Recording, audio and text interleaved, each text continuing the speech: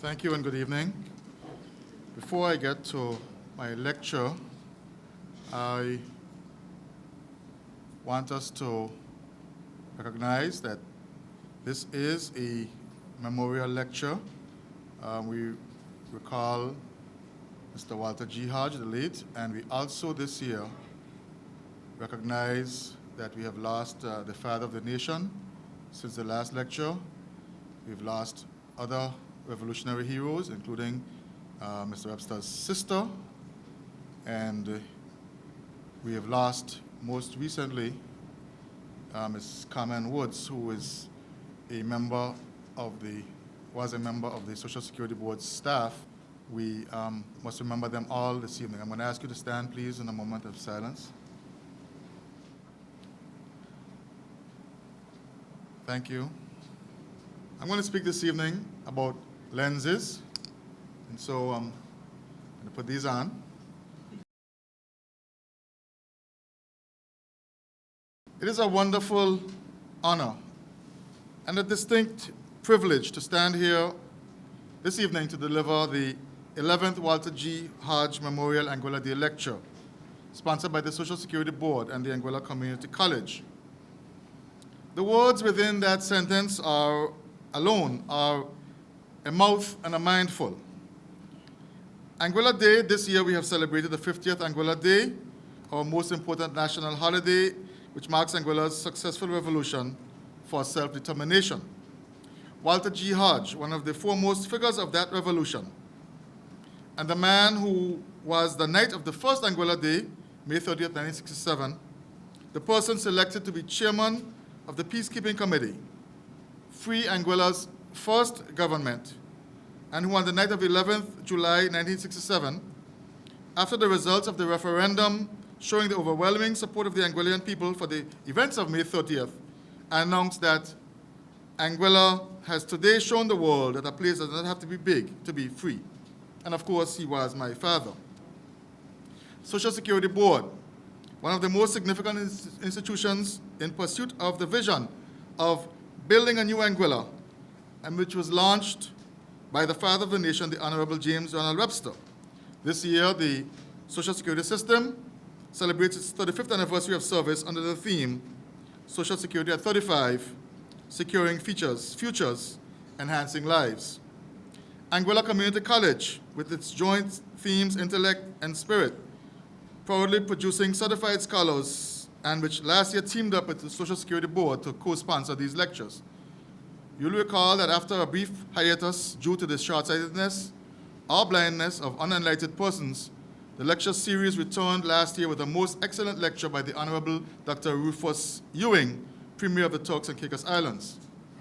So here I am to deliver this year's lecture. And the good Lord knows I didn't plan to be here.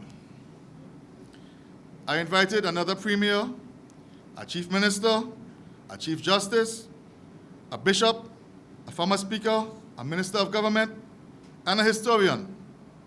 Then I lost count, and in what must have been a moment of intense panic and confusion, I invited myself.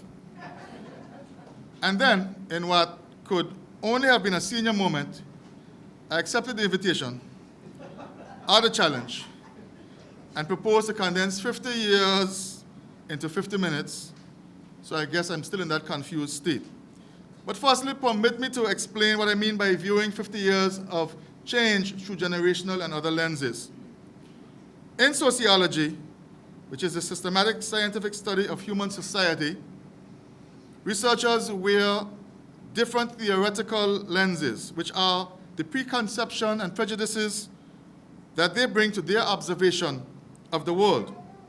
Thus, different people can look at the same social situation and understand it in different ways because they see it through different social lenses.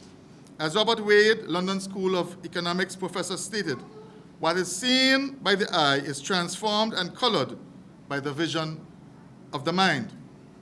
So it is that we all here can look back at the last 50 years in Anguilla and see many different things, depending, for example, on whether we look through political, economic, social, cultural, or even other lenses.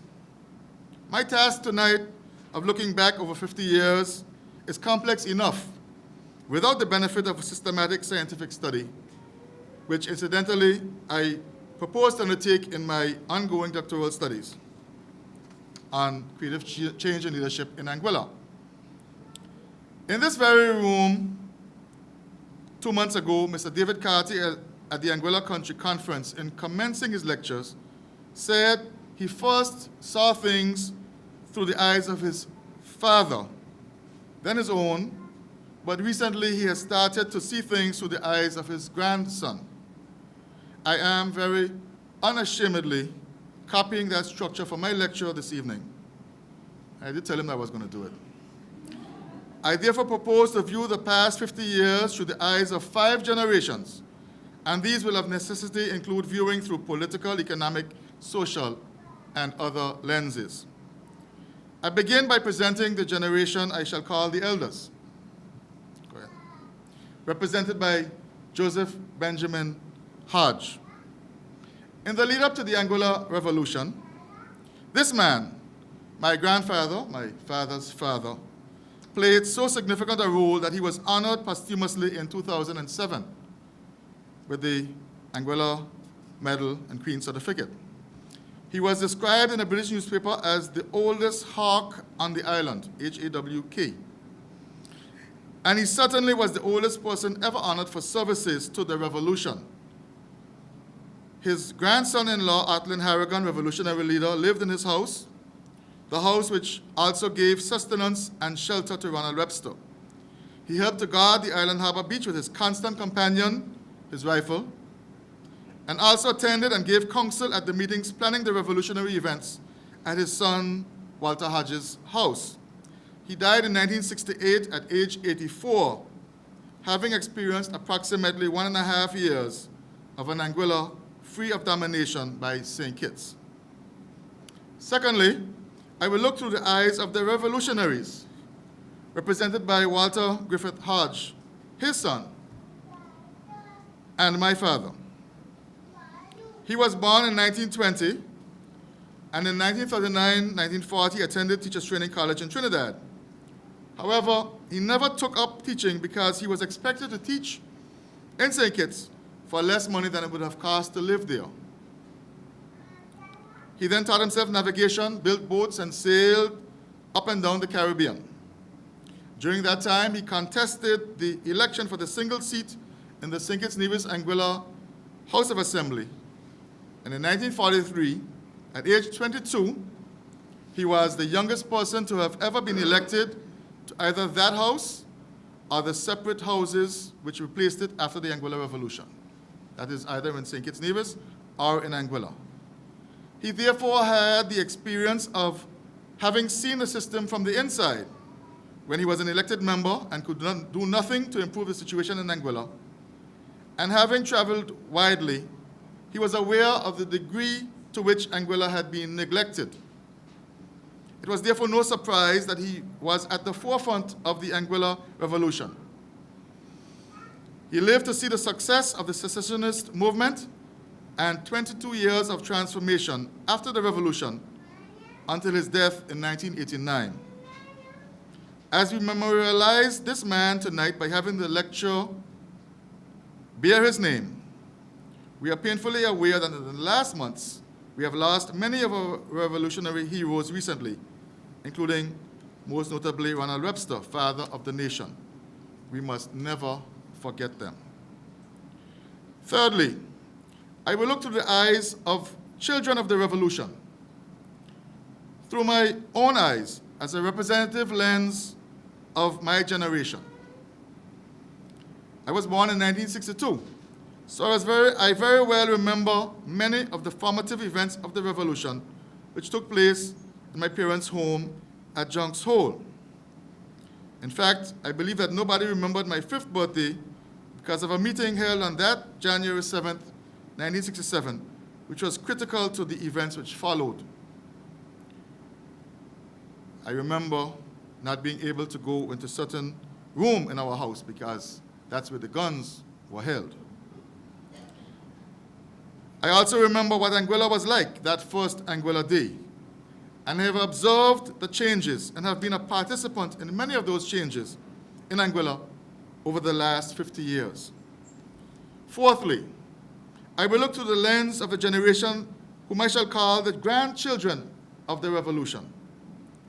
My firstborn daughter, Dr. Tamara Hodge, born 20 years after the revolution in 1987, will represent that generation. The generation of professionals who have stayed at home to serve their people. The generation who can hardly believe that the pre-revolution Anguilla we describe really existed. The generation who has to be taught what makes me Anguillian. The generation that appears to have little time for the God of their fathers. The generation where murders don't seem to surprise anymore. As the only female among the 5 generations, she will also represent the women of Anguilla. The women who watched their children starve to death, yet bore more because they believed that there would be a better day and that where there is life, there is hope. The women who stayed at home while their menfolk went off to the cane fields of Macaris, to the big lights of New York City, Perth Amboy or Slough, to the Virgin Islands or to the refineries of Aruba and Curacao. The women who fed the men who guarded our beaches against invasion. The women who were at the front lines of the revolution, who had no fear of the bullets and bayonets of the British Red Devils or London Babbies. The mothers whose hearts are broken every time they bury another son. And fifthly, I will look through the lens of the future, through the eyes of my first grandson. Next. Jardine Timothy West Fleming. Repeat the name. Jardine Timothy West Fleming, who was born in 2015, 1.5 years before the 50th anniversary of Anguilla Day, which we just celebrated. He represents Anguilla's future. He was born with a cell phone in his hand. He will have no idea what is a nickel, or a slow, or a top, a roller, a slingshot, a killer band, who will know nothing of a bush pie, a coal pot, a cutter, a coal pot, a kerosene fridge, a radio, a blackboard, chalk, a grung, jollification, a social, or a lantern, who already knows the sound of a siren of an ambulance and a police van, whose food comes from a Chinese store, who has already gotten more shares, likes, and snaps, if that's the right term, than I have. So before I detail the changes in Anguilla over the last 50 years, I will summarize the generational lenses through which they are viewed. The first generation, the elders, the first 1.5 years. The second generation, the revolutionaries, the first 22 years. The third generation, the children of the revolution, the entire 50 years. The fourth generation, the grandchildren of the revolution, the last 30 years. And the fifth generation, Anguilla's future, the last 1.5 years. I will refer frequently to Calvin Petty's book, A Handbook History of Anguilla, to help set pictures of the Anguilla those generations experienced. I will assume that you know much about what exists today, and so I will concentrate on what it has changed from for comparison purposes. Firstly, to the lenses. The first lens represents the elders. This generation would have experienced drought, hurricane, famine, starvation and deprivation, and pitiful, if any, response from the central government in St. Kitts or the administering power, Great Britain. In 1890, A famine caused by prolonged drought required 3,500 persons out of the population of 4,000 to receive assistance. Over a 15-year period, 1884 to 1898, 868 deaths were recorded in Anguilla, an abnormally high rate of 57.86 per 1,000. That is more than 12 and a half times the current rate of 4.6 per 1,000. Put differently, instead of the 64 persons who died in Anguilla in 2015, there would have been 804 deaths at that rate. Anguillians were literally starving to death in 1884, the year Joseph Benjamin Dodi Hodge was born. That was 1 year after Nevis joined the presidency of St. Kitts and Anguilla, booted it from the name of the presidency, so that Anguilla was dropped and Nevis replaced it, and cut its share of the already meager pie. It appears somehow, though, that shakeup in the presidency must have alerted somebody that there were actually people in Anguilla, because only in that year, 1883, did authorities begin the official registration of births and deaths. Around 1890, Anguillian men began to move to the Dominican Republic to work on the sugarcane estates there. Dodi Hodge and his brother joined them, but did not stay like so many did. That very industrious and wise man returned home, owned a schooner, the Thelma, and eventually bought Junksville Estate and Scrub Island, where he planted cotton and raised animals. Life in Anguilla was tough, and the people continued to suffer from a lack of concern by the colonial authorities. In 1911, the census recorded 4,075 persons, 1,562 males, and 2,513 females. In 1921, the census showed 4,230, with 1,447 males and 2,783 females. If you look at those figures, you will see that the number of males is declining and getting to be almost half of the amount of females. Why? The males had to go overseas to seek work and to send remittances back home to support their families.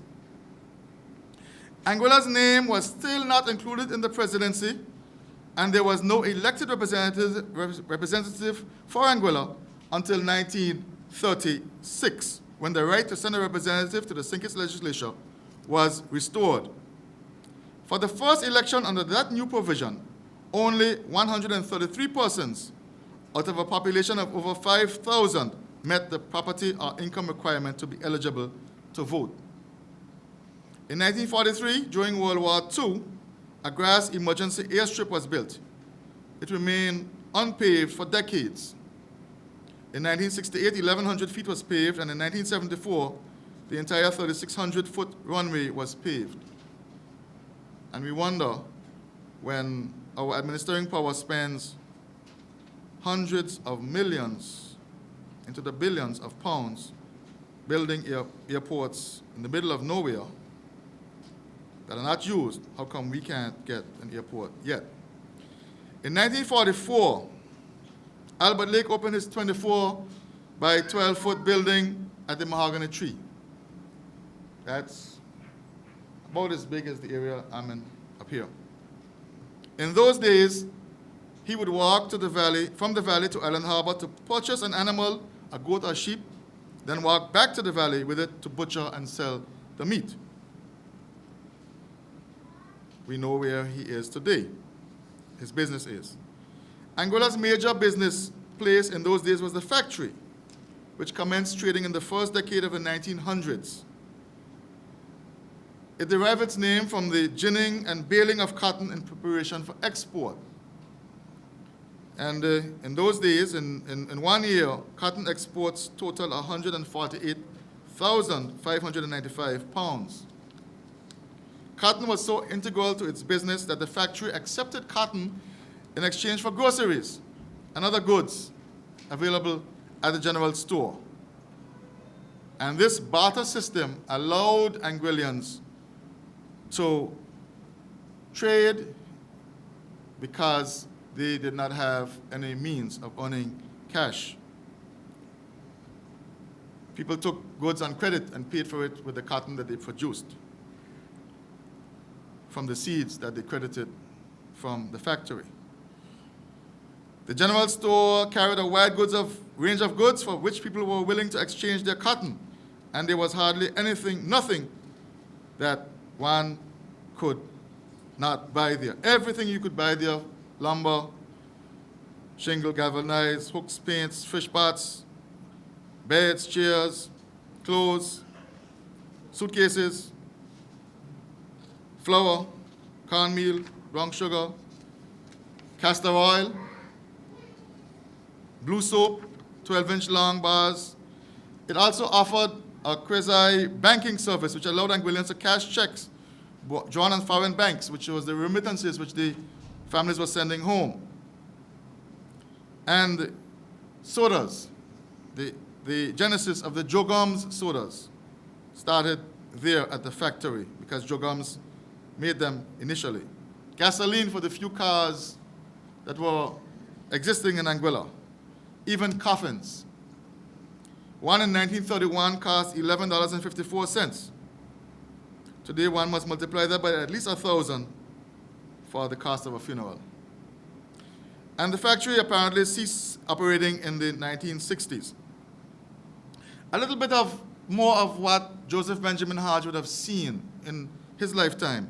In 1950, Hurricane Dog destroyed or damaged heavily 411 out of 1,185 houses, many of them made of wattle daub and thatch roofs. And then, of course, Hurricane Donna devastated the island in 1960. And if I'm not mistaken, there was one in 1955 as well, in between. So that was what Anguilla looked like after Hurricane Donna, 1960. Had nothing, got nothing. Joseph B. Hodge died in an Anguilla which had changed little during his lifetime. Anguilla had no paved roads, no electricity, no pipe-borne water, no telephones, no attention from Britain, no respect from the central government, etc., etc., etc. Conditions which sparked the cries for a revolution, sparks which erupted into flames, which he helped fan with his very last breath. The tangible changes that he would have seen in that short period between the revolution and his death would have been the political break with St. Kitts, the absence of the St. Kitts police, and the presence of journalists from the world press attracted by this strange tale of 6,000 people in an impoverished island choosing to go it alone, and the commencement of efforts to build a new Anguilla with their attendant challenges. Tonight, I call on us to remember his sacrifice and those of others of his generation and preceding generations who stuck to this rock, Anguilla, no matter what. My second lens is that of the revolutionaries, exemplified by Walter G. Hodge. In the year that he was born, 1920, there were 109 deaths in Anguilla. Let me put that in perspective. That was more than twice as many as the 52 in the year I was born, 1962. Life was tough. Some of the things which happened, and some of a picture of what the Anguilla he knew, I will present now. In 1953, the Valley Secondary School opened with 114 students.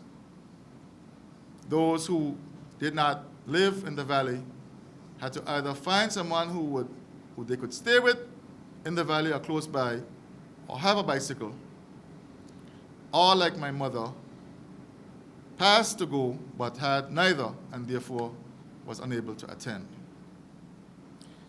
In 1958, a memorandum from the school building officer to the superintendent in St. Kitts, as both government officials in St. Kitts stated, quote, "I do not share your doubts that Anguilla is likely to be developed within the foreseeable future. But even if it took as long as 300 years, a correct start now would be well worthwhile." you can come to your own conclusion as to the attitude of officialdom towards Anguilla. In 1959, Lloyd's Hotel opened with 14 rooms. In 1960, the population was 5,810. Life expectancy was 60 for males, 63 for females.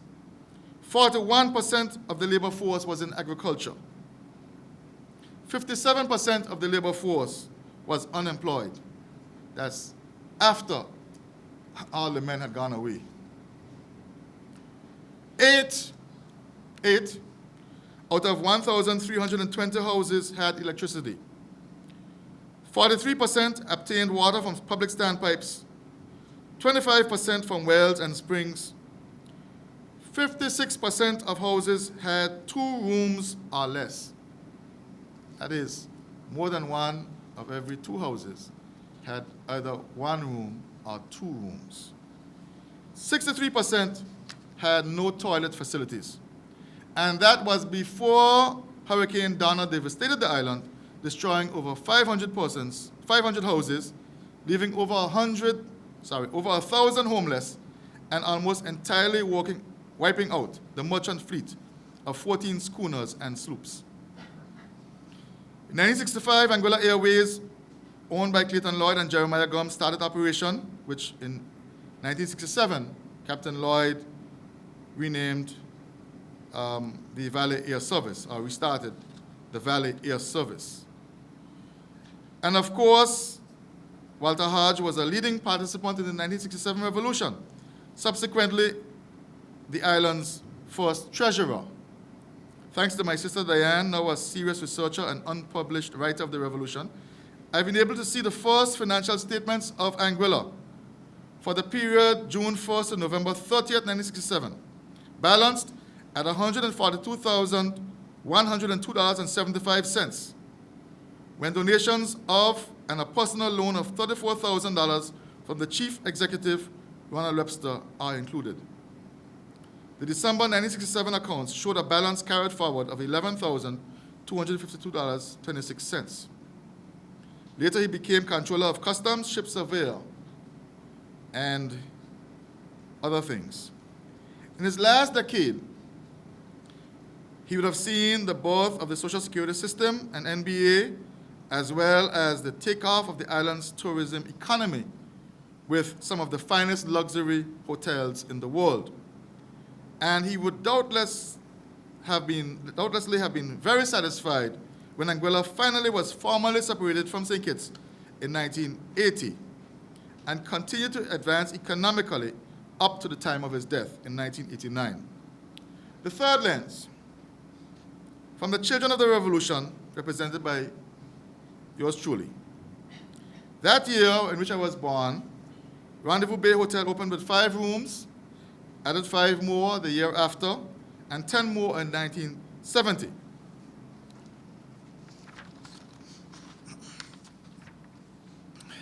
In 1967, the year of the revolution, the school I attended, the 1-room East End Primary School, had 458 students, which increased to 485 in 1969. There were no flush toilets, no individual chairs or benches, no separation between the classes other than the blackboards, and classes in excess of 50 students a class. How in the world students were expected to learn, only God knows. But yet they learned, and the East End Primary School consistently produced some of the island's finest scholars. For a list of just some of those scholars who have made sterling contributions to Anguilla, you can look up Mr. Petty's book, A School and Its Community. By the way, generations of students studied in that same school building. Generations. Father, son, grandson.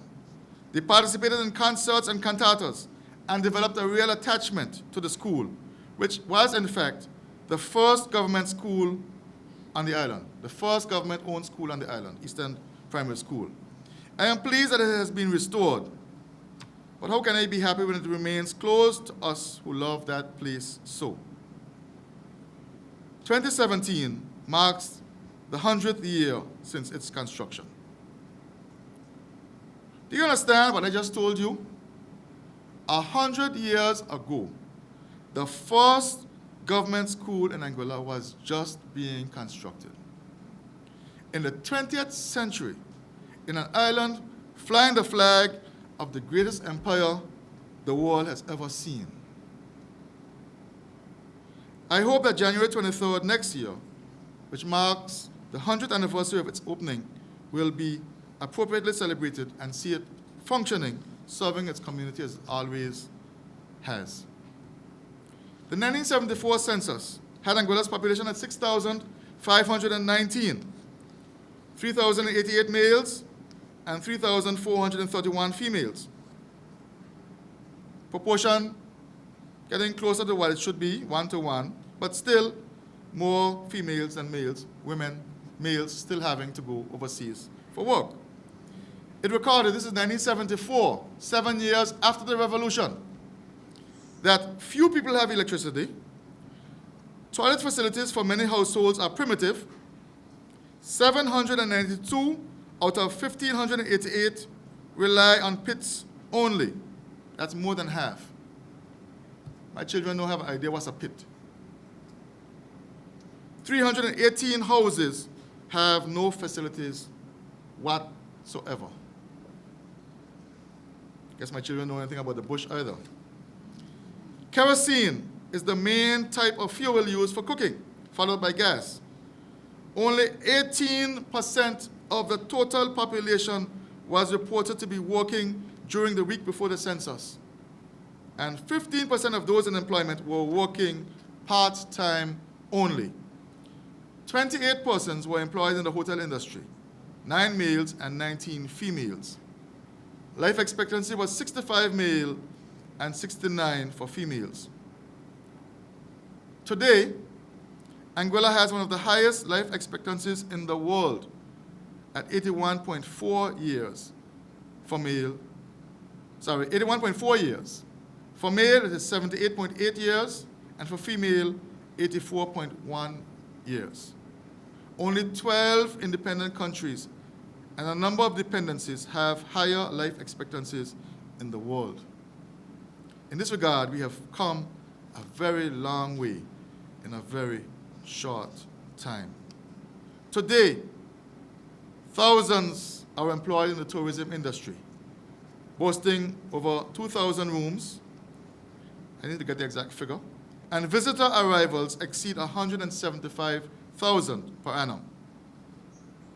Mine was a generation of Jogum sodas and matinees at the casino, music by Jesse and the Fantastics and the Mod Squad, socials at Lucas Wilson's Place, Easter Monday bazaars, August Thursday boat race. Yes, in those days they were not all year round.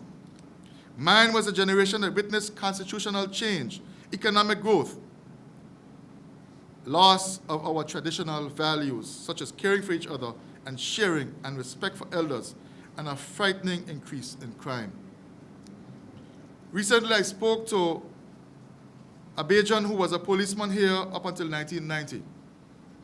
He told me when he was here, there was one prisoner in the jail. This is 1990. I asked him if he was certain, and he said emphatically, yes. Today, there are about 50, most of whom could easily be my son, if I had sons. I have been privileged to participate in the formation and growth of the Social Security system, today recognized as the most important national institution for the socio-economic development of our people, and of the National Bank of Anguilla. So there are positives. But I have also witnessed more invasions than many a seasoned soldier anywhere in the world. The British invaded in 1969. Since then, I have witnessed the invasions of CARICOM, the Spanish, and recently the Chinese. Is it not strange that almost unique among the Caribbean countries, Anguilla never changed hands between the colonial powers because the Anguillans were so ready to defend her, yet in recent times it appears so easy to be invaded? Isn't that strange? I'm not knocking for any moment my Caribbean brothers or sisters who have come to contribute to our development once they contribute. And definitely not knocking the persons who have come from Santo Domingo. After all, they are only allowing us to repay the favors they extended to our forefathers. I am all for increasing our population, even doubling it if necessary to make us more economically viable. But I am saying that we must retain and maintain what makes us Anguillan. And we have to examine what is the effect of killing our local businesses and replacing them by Chinese establishments. 22 at my last count. Mine was a generation that didn't have to go overseas to look for work. In fact, mine witnessed a reversal with people coming here to work. This produced a dependence on self, which has often extended into selfishness. It has brought about the death of the practice of jollification, neighbor helping neighbor, so that everyone's ground gets planted, everyone's foundation gets poured, our boat gets built. Sadly, mine was a generation that saw the end of so many Anguillan businesses, the end of our dominance of banking, commercial shipping, and air transport among these islands. In 1967, you could get a flight every morning from Anguilla to St. Thomas. In 2017, 50 years later, to get to St. Thomas, often take the ferry to St. Martin, take a plane to Tortola, take the ferry to St. Thomas. 1977, revenue was $2.02 million. Expenditure, $3.24 million. A deficit was made up by grant and aid from Britain. There were 1,936 primary students, 367 secondary students. In 1980, there was the formal separation from St. Kitts Nevis. That was the year, 1980, that island-wide electricity finally reached our home. Now, I had been brought up in a house that there was an electrical generator, so I knew about electricity, but most of our neighbors didn't. By 1992, 90% of houses had electricity, increasing to 93% in 2001 and 98% in 2011. I don't have the figures for today. In 1982, there were 1,128 vehicles, up from 997 in 1974. There were 225 hotel beds. In 1984, per capita income was $5,377 EC dollars. 1989, this is the generation of the children of the revolution. The School of Continuing Studies of UWI opened, which transitioned to the UWI Open Campus in 2008, allowed people to stay in Anguilla and pursue university education. 1999, GDP was $232.85 million, a per capita GDP of EC $21,279, a growth rate of 11.3%, unemployment at 8.3%. That is excellent even for many developed countries in the world. 2001, Campus B opened with 472 students. 2006, GDP, $425 million, doubled in 7 years. Per capita GDP, $29,835, a growth rate of 19.3%. These are amazing figures. In 2008, the budget for 2009 was passed. We all remember that. The budget they passed or they passed. $339 million. That year, the global financial crisis hits Anguilla extremely hard, and the island has still not yet fully recovered. 2009, the Anguilla Community College opens. In 2010, there were 6,603 telephone accounts in Anguilla. In 2010, 31,977. We only have 15,000 people, so do the math. In 2011, there were 6,000 vehicles. Today, there are more than 10,000. Do the math. We only have 15,000 people. 2013, central bank intervention into CCB and NBA, and in 2016, the banks were replaced by NCBA. 2017, the budget is $270 million and over 2,000 hotel rooms. That is a lot of change to go through in one person's life. The fourth lens, that of the grandchildren of the revolution, represented by Dr. Hodge. If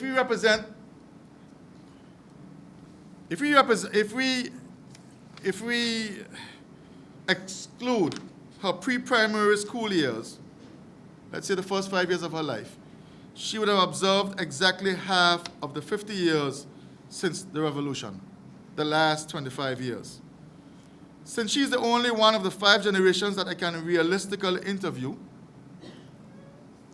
I have asked her to tell me about the changes in her lifetime.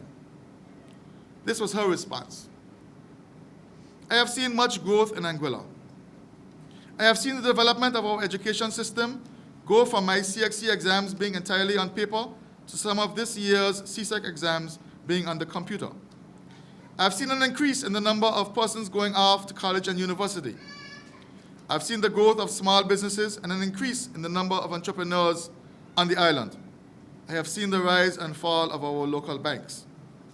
I've seen Anguillians make it to the Olympics and the West Indies cricket team. I've seen development of our tourism sector with an increase in the number of private villas, hotels, and restaurants.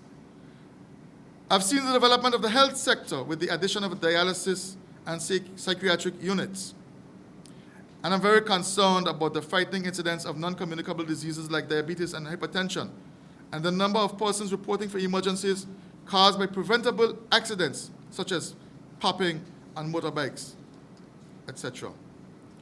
I've seen a significant increase in crime, both burglaries and murders, and the crazy village versus village violence. We need to develop the criminal justice system so that we can solve our crimes and have perpetrators caught and sentenced in a timely manner. Throughout Anguilla, I have seen growth as a country and growth of our people. We should never get comfortable with where we are and should always try to develop all sectors and not just some. End of quote. I'm reminded, though, that the grandchildren includes those who have seen even less of the 50 years through their lenses, and for whom the horror of the crime and the murders must be even more magnified through their lenses. We can get a glimpse of what they think or want from this year's 50th anniversary of the revolution theme referred to by our chairman, Mr. Reed, earlier. 50 years since the revolution.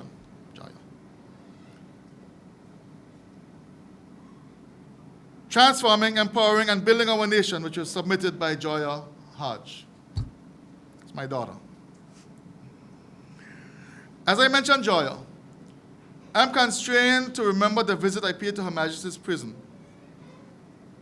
about 2 years ago, a year and a half ago, when so many of the prisoners shouted out to me, Joya's father, Joya father, not Olive's son, not Tamara's father,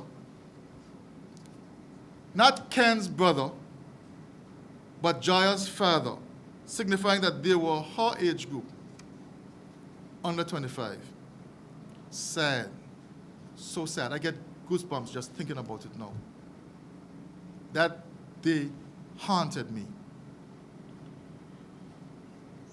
Now, since I've spoken about 2 of my 4 daughters, I must also send a shout out to my other 2, Jardia, the one who says she wants to be a judge before she could say a full sentence, and Timoya, the quintessential millennial, born in the year 2000, at the onset of the new millennium.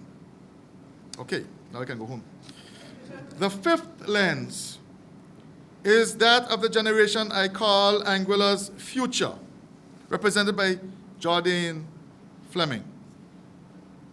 His lens of necessity will be a telescope looking out into the future.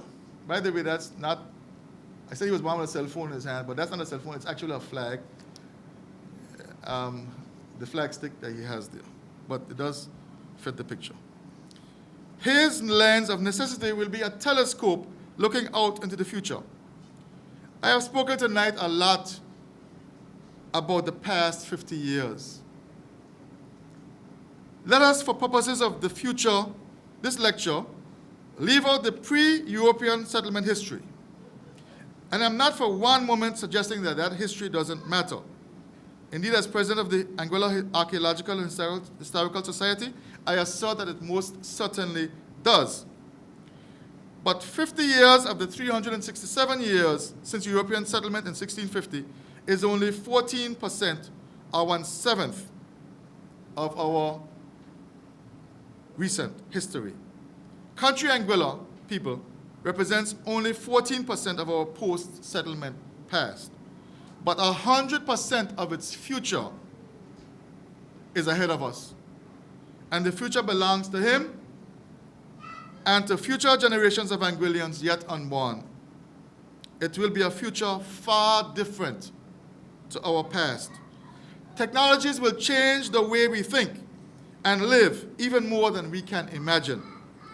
Just for example, one example, Dubai recently appointed its first robot cop. Yes, a real robot cop to its police force, and plans to have robots as 25% of its police force by 2030. The robot can speak 6 languages. It has facial recognition skills. It can give and receive gift tickets and receive payment for traffic tickets. It can transmit live images to headquarters. And its employer doesn't have to pay wages nor Social Security or health insurance. Gaming technologies will advance into education, testing, virtual tourism, and many other aspects of life. How does that affect Anguilla when you can visit Anguilla virtually from the comfort of your living room anywhere in the world? And terrorism will expand its nasty, violent tentacles further into our countries, affecting more and more persons.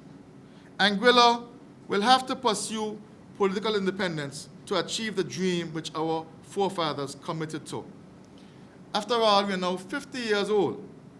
My mother would have kicked me out of her house by now if I didn't get my act together and left on my own. Anguilla is now 50. I call on us to stop the political tribalism and set out to seriously plan together for Anguilla's independence and claim our God-given right for self-determination, which our forefathers seem to understand so much better than we appear to. Now, moving on, climate change threatens to swallow our beaches and coastal areas, making our already small island even smaller. This is Anguilla today. Recognize it. Okay, the ponds. Pay special attention to the ponds around the coastline. With climate change, which is happening, anybody doubts that climate change is happening? Is there anybody among us who doubts? Anybody among us? Anybody? I know that. Anybody among us? Anybody among us? Raise your hand, please, if you doubt that climate change is happening. You doubt it. Okay? You have one hand. The climate change conference in Canada, planned recently, was canceled because of climate change. This is today, Anguilla today. This is what will happen with the rise of sea levels, which will come, is coming, is happening as polar ice melts. Next slide.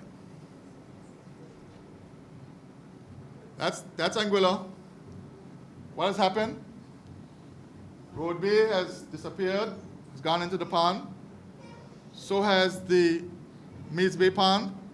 So has the pond up at Junksole. So has Long Pond. Anguilla is very, very subject to the changes that will come about with climate change and sea level rise. There is Anguilla, much smaller.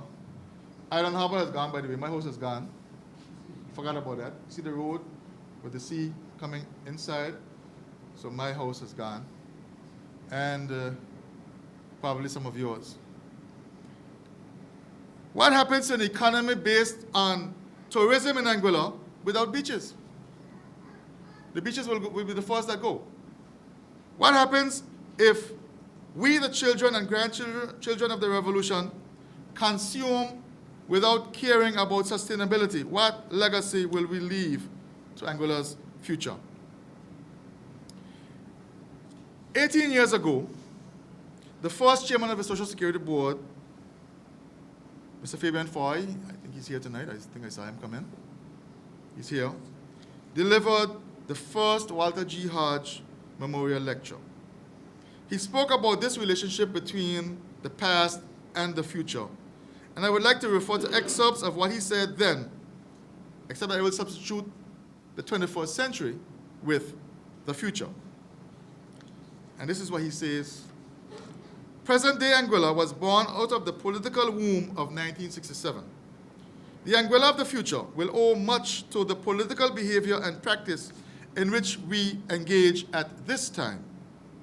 This is a most significant moment for us politically as it relates to the kind of political culture we are fashioning, knowingly or unwittingly. Principle needs to triumph over expediency. The general good needs to be given first place to narrow individual or partisan considerations. Personal ambitions for power and to wield power need to give way to the participative process of representative democracy that brings the community ever more into the day-to-day processes of governance. Whatever is done will have an impact on the future for good or ill. Let us hope that Anguilla is not disadvantaged as a society and as a people, made up of all the members of the community sharing this rock, an environment which over the centuries has shaped a hardy, self-reliant people, a God-fearing, loving, united, industrious, friendly, and warm-hearted people. The rock, with few natural resources and a small population, a population that dared to think in 1967 that if they took their destiny into their own hands, they could carve out a better life for themselves and their children. These same values are needed to sustain, go back to present. These same values are needed to sustain, no, not yet. These same values, not yet, are needed to sustain the society in the fast-changing future. So today, go back up, we stand on the threshold of the future with an unfinished work. We are challenged to achieve sustainable economic development and economic democracy in the years ahead. We are challenged politically to fashion our own political culture that is true to the noble qualities of our forefathers, that permit new Anguillians born or migrating here to develop a sense of pride and loyalty and patriotism that emphasizes the value of working for the common good over and above narrow self-interest that always threatens to supersede the interests of the country. We are challenged today and in the future to turn our attention and focus our energies not only in economics and the quest for material things, but also on the issues of the social development of the least among us, of providing opportunities for those who would otherwise fall through the cracks, of limiting the negative impacts of economic development, and recognizing the human, civil, political, economic, and social rights of all the people who inhabit this rock. We are challenged to care for the environment, to manage it for the benefit of present generations without destroying it for the use of future generations. We are challenged to keep the lessons of our history before us and to be reminded from whence we came, to teach the present and future generations what it is to be Anguillian, what is the essence of traditional Anguillian character, and why we need to hold on to the values that have distinguished us over the past generations. End of quote.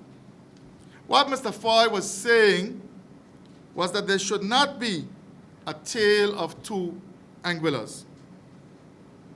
Unfortunately tonight, I must tell you that there are two Anguillas. And I will refer to the Government of Anguilla's Country Poverty Assessment 2007-2009 Final Report Part 2 and quote directly from its conclusion. The picture that emerges from these individual stories is of a society in which those at the bottom of the socio-economic scale are experiencing some amount of difficulty in coping with the very changes associated with increased prosperity that the territory has experienced in recent times. These are persons who lack the requisite education and labor market skills to take advantage of the new economy associated with the rise of Anguilla in the niche areas of the global economy of which it has been able to take advantage. The mismatch between human resource capabilities and the needs of the Anguillan economy in the future probably, given the historical pattern of the society's development, affects a significant enough constituency of the society. These persons, it is evident, have been left behind by the most recent changes in the economic fortunes of the country. They, like many Anguillians, have a legacy of chronic deprivation. However, unlike those who have broken that tradition, their own immediate circumstances and the life choices and decisions that they and their immediate forebears have made have left them faced with very challenging life situations. This case study seems to suggest the continuation of a cycle of deprivation informed by a synergy of mating and family formation, lack of adequate labor market preparation, inadequate incomes, and inadequate social agency support. It is in the interest of the society to break the cycle of poverty in which these individuals appear trapped. Indeed, some of them appear to have been stymied by circumstances beyond their control after making much headway in this direction. Breaking the cycle would only be possible through strategic interventions in the form of counseling, training, and welfare based on official recognition of the inestimable value of human resources. Whether the resources or the will exist to enable such interventions to take place remains to be seen. That's a report issued to the government of Anguilla 7 years ago. It says a human being, a life, is a terrible thing to waste. These are very sobering words indeed. What is even more sobering was that that poverty assessment was undertaken during the period 2007-2009, when the full fallout of the 2008 global financial crisis had not yet occurred. What then is the situation today, 50 years after the Anguilla Revolution? In conclusion, I will say that viewing the past through various generational lenses has brought home to me the fact that lenses are strange things indeed. Let me quote from a poem, Class Divide, I wrote recently to illustrate. Windows, next slide. Frames that contain and control you, through which one can see but cannot touch. Lenses which clarify vision but limit the view. Focus, creating prejudice, blinding to so much. I spoke earlier of the future requiring a telescope. The great French writer Victor Hugo has stated, where the telescope ends, the microscope begins. Which of the two has the grander view? I repeat, where the telescope ends, the microscope begins. Which of the two has the grander view? Both the telescope and the microscope use lenses. However, microscopes are used to magnify small objects that are at a short distance from the viewer, whereas telescopes are used to magnify large objects that are at a large distance from the viewer.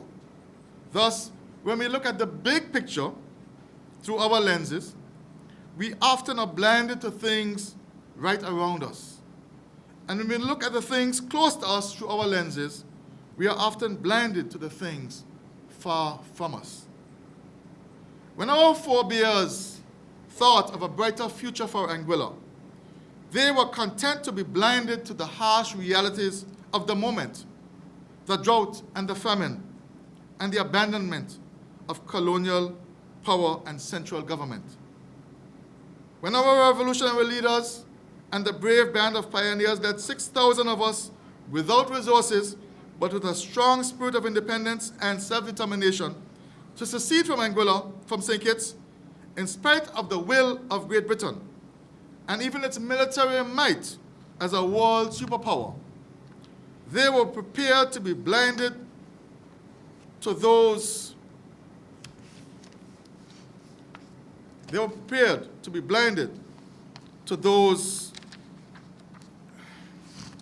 who scoffed and said it was impossible, and to even sacrifice their own lives for their freedom.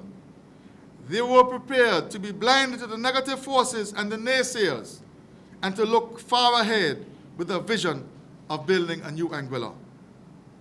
We, the children and the grandchildren of the revolution, must, in that same vein, not allow ourselves to be blinded to the possibilities of the future, Anguilla's future, by the problems of today.